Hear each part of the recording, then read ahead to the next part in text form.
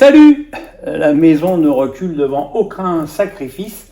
Comme vous pouvez le voir, j'ai richement fait l'acquisition d'un paperboard pour faire une petite présentation tactique de la finale qui nous attend entre le Paris Saint-Germain et l'Inter de Milan. Bon, l'équipe du PSG, on la connaît, Donnarumma, Hakimi, Marquinhos, Pacho, Nuno Mendes, Vitinha, Neves, Ruiz, Doué ou Barcola. On va y revenir, Dembélé et Kvaratskhelia. L'équipe du PSG, depuis maintenant des semaines, on la connaît dans les grands matchs, c'est un classique. La seule incertitude, c'est donc Doué ou Barcola, avec des arguments pour les deux joueurs. Doué est plus capable de reculer au milieu dans les périodes difficiles pour le PSG. Il est plus à l'aise à droite, mais Barcola a plus de percussions et pourrait bloquer Di Marco. Parce que là où va probablement se jouer cette finale, c'est entre Hakimi et Di Marco et entre Dumfries et Nuno Mendes. On a en effet 4 joueurs qui participent énormément au jeu. Côté interiste, il y a une défense à 3, Bastoni, Acerbi, Pavard qui sera de retour, Benjamin Pavard, qui permet à Dumfries et Di Marco d'avoir plus de liberté sur le plan offensif, alors qu'à Paris, Nuno Mendes et Hakimi sont couverts par Neves, par Doué ou Barcola, par Ruiz et par surtout Kvaratskhelia qui fait un travail défensif extraordinaire. Di Marco et Hakimi, ça va vraiment être un match miroir parce que Hakimi, comme Di Marco, aime bien rentrer un peu dans l'axe pour d'abord faire parler leur frappe et pour Hakimi sa créativité. Après, il faudra voir le rapport de force entre les deux. Qui va le plus obliger l'autre à défendre? C'est pour ça que peut-être que la présence de Barcola pourrait être plus un handicap pour Di Marco que celle de Doué. Mais encore une fois, c'est à Luis Enrique de décider. De l'autre côté, évidemment, Dumfries, Nuno Mendes, ça va être un duel terrible. Alors, Nuno Mendes, il a montré des garanties défensives presque qu'on ne soupçonnait pas de lui contre Saka et Salah, mais Saka et Salah étaient deux gauchers à droite et rentraient sur leur côté gauche, alors que Dumfries, lui, c'est vraiment quelqu'un qui va prendre le couloir, qui va percuter, qui va essayer d'imposer son physique à Nuno Mendes. Il faut se souvenir que Dumfries a été l'élément clé de la demi-finale contre le Barça avec 3 passes décisives et 1 but en 2 matchs. Donc il est évident que le rôle défensif de Kvaratskhelia dans ce match pour être un premier rideau devant Dumfries sera très important et Ruiz aussi aura un travail de compensation à faire. Le milieu de terrain de l'Inter, Çalhanoğlu, qui est vraiment un numéro 6 à l'ancienne, je dirais, rugueux, qui commet des fautes, mais qui gratte énormément de ballons. Mkhitaryan, qui est un joueur de 35 ans, qui a un parcours étonnant dans le football mondial, qui a fait beaucoup et qui aujourd'hui a un rôle de pendule un peu dans cette équipe de l'Inter, c'est-à-dire qu'il peut apporter le surnombre en phase défensive, mais il peut aussi apporter de l'aide défensive quand l'Inter est en souffrance. C'est un joueur quand même extrêmement important pour l'équipe de l'équipe. Et Barella, qui est quand même probablement le meilleur joueur de l'équipe. Bon, tout le monde connaît ce milieu de terrain qui est capable de faire énormément de choses avec la balle, qui a une très belle frappe en plus et qui a une créativité très intéressante avec en plus un travail défensif permanent d'excellente facture. Devant, Martinez-Thuram. Bon, évidemment, Thuram sera plus dans la percussion que Martinez, donc ce sera un duel Pacho-Thuram qui va certainement faire des étincelles sur le plan physique. Quant à Martinez, son but, ce sera de s'intercaler un petit peu dans cette zone, c'est-à-dire derrière Neves, en profitant peut-être d'une montée d'Hakimi pour pouvoir défier Marquinhos en tête-à-tête. Ce sera là aussi une situation où le PSG devra être attentif. Évidemment, Sommer et Donnarumma, les deux gardiens, vont avoir un rôle capital dans ce match. Donc vous voyez, c'est une finale extrêmement intéressante. D'abord parce que on va avoir 2 oppositions de style très importantes. Et aussi parce que bon, au moment où il faut bien se mouiller la nuque et trouver des favoris, moi je pense que le PSG va avoir les occasions pour remporter cette finale. Mais On se souvient des matchs de Ligue des Champions contre Eindhoven, contre l'Atlético au Parc, ou même récemment la première défaite de la saison en championnat contre Nice, où Paris aurait dû marquer 5 ou 6 buts avec un petit peu plus de réalisme, un peu plus de réussite et sans un grand boulka. Voilà, des matchs où Paris Saint-Germain a eu énormément d'occasions et n'a pas suffisamment marqué. Il y en a eu beaucoup cette saison.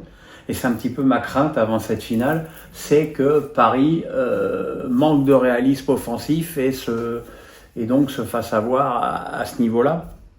L'autre atout offensif, cette fois pour l'Inter, c'est les coups de pied arrêtés, où les Italiens sont bien supérieurs aux Parisiens, mais c'était déjà le cas contre Liverpool et contre Arsenal, surtout contre Arsenal, qui a fait une énorme force sur les corners et les coups francs indirects cette saison. Et Paris a plutôt bien répondu. Paris était certainement bien plus concentré que lors des matchs de championnat. Donc voilà, si Paris est concentré sur les coups de pied défensifs et si Paris est efficace, Paris alors aura une vraie chance de remporter cette finale. Voilà, ça c'est un petit peu ce qu'on pouvait dire sur le plan tactique de cette finale. Finalement, on n'a pas beaucoup parlé de tactique, nulle part pendant ces jours précédents. On a préféré aller demander aux anciens Marseillais ce qu'ils pensaient de la finale, c'est-à-dire que du coup, Deschamps, Zidane et Boly qui ont dit que ils seraient plutôt pour Paris se sont fait honnir d'insultes. C'est des questions complètement cons. D'abord, on s'en fout de qui soutient qui. C'est pas le débat. On se doute, et c'est normal dans une rivalité sportive, que les supporters de Marseille, peut-être de Lyon et d'autres anti-parisiens seront contre le PSG. Voilà, mais c'est la vie du foot et c'est normal. Alors bon, de là, aller acheter le maillot de l'Inter et à faire la fête en cas de victoire des Italiens, bon, il y a peut-être un pas à ne pas franchir, mais on s'en fout en plus que Deschamps qui est devenu sélectionneur de la France, Zidane qui va être sélectionneur de la France, soit pour un club français, c'est tout à fait logique. Et Boly qui a été international français, il a le droit aussi de penser que ce serait bien que Paris gagne un trophée. C'est vrai que des Coupes d'Europe, on n'en gagne pas si souvent en France, et qu'une de plus ferait pas tâche dans le paysage français. Donc voilà, c'est encore une fois des journalistes en mal d'imagination qui sont là juste pour le buzz, pour le clic, et c'est très très usant. Comme c'est usant les petites polémiques qu'il y a pu y avoir sur la présence de quelques joueurs du PSG à Roland-Garros lundi alors qu'ils étaient de repos. Alors, j'ai entendu qu'ils perdaient de l'influx nerveux à signer des autographes. Et qu'ils vont pas perdre de l'influx nerveux à aller du canapé à la cuisine chez eux, avec probablement des enfants en bas âge qui chialent. Enfin voilà. De toute façon, c'est le résultat qui décidera de qui a fait la meilleure préparation.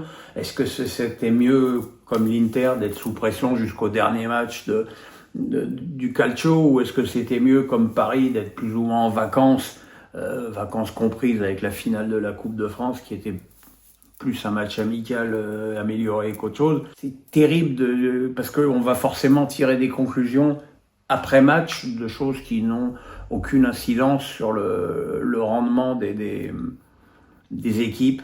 Mais bon, ça c'est aussi, quand on n'a pas grand-chose à dire sur le foot, on se concentre sur des détails et des trucs dont tout le monde se cogne. C'est dommage, mais c'est comme ça. Évidemment, alors on parle d'expérience. C'est vrai que l'Inter était en finale il y a 2 ans. Paris était en finale il y a 5 ans. Il n'y a plus beaucoup de joueurs du PSG. Il n'y en a même plus qu'un dans l'équipe. Maintenant, Paris est en route pour le triplé. Alors, quand tu es un club français qui a si peu de victoires en Coupe d'Europe, le triplé, c'est pas vraiment un objectif. L'objectif, c'est en soi de remporter le trophée. En revanche, l'Inter, qui était en course pour remporter le triplé, a perdu en Coupe d'Italie, a perdu le championnat contre Naples, et a donc cette pression supplémentaire sur cette finale de Ligue des Champions, de ne pas finir avec une saison blanche. On verra. Là, encore une fois, c'est tirer des plans sur la comète de savoir comment tout le monde va réagir à ce genre de phénomène. Mais voilà, en tout cas c'est une finale et une opposition de style que j'attends avec beaucoup d'intérêt. Donc nous on se retrouve samedi soir avec 2 vidéos, les notes de nos Parisiens, puis le débrief du match. En cas de victoire, je ferai évidemment une vidéo dès dimanche, sinon on se retrouvera pour Face à Pierrot le lundi. Quant à moi, je vais voir, je ne sais pas où ce que vous allez voir cette finale, à Munich, avec des amis, dans un bar, seul dans votre canapé. Bon, moi je vais aller avec mes amis au café gourmand à la Baulescu-Black, avec mes amis baulois qui sont supporters du PSG, Joe, Xavier, Adrien, Anthony, Stéphane. Et peut-être qu'en cas de victoire, ils viendront encore faire un coucou derrière moi au moment de ma vidéo. Voilà mes amis, ça va être long d'attendre. Allez Paris, le pouce, la cloche, on s'abonne. Bye bye.